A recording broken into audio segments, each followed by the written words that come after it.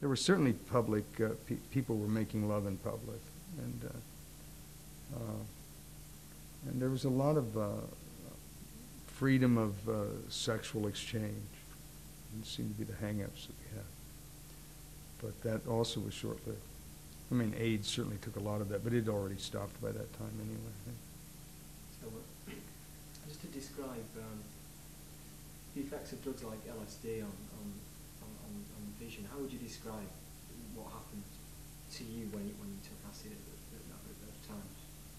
Well, I mean, the first time I took it, which is probably the only time you really need to ever take anything like that, because I think I'd have to go back to Huxley and talk about the doors of perception. It does open up, and I'm a member of Alcoholics Anonymous, which I shouldn't probably say publicly, but I am, and I have 20 years of sobriety from alcohol.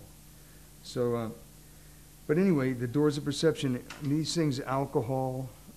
Is the sound off? Okay.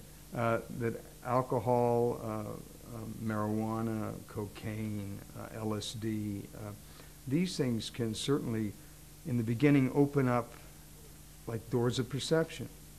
But they can quickly close them down, too, because suddenly, I mean, after the first experiences, you don't really need more necessarily, you know. Certainly if things as powerful as LSD.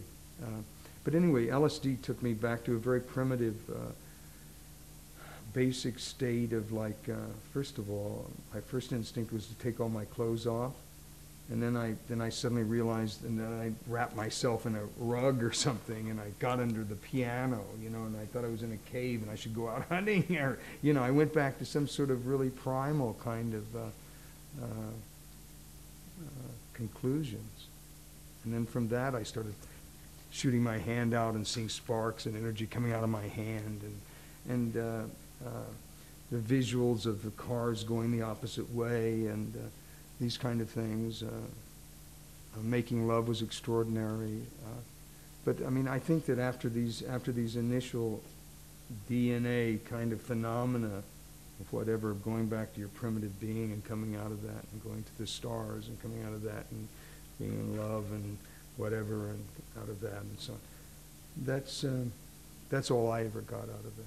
And after that, it was a repetition of that in some way or another, but pretty much the same thing.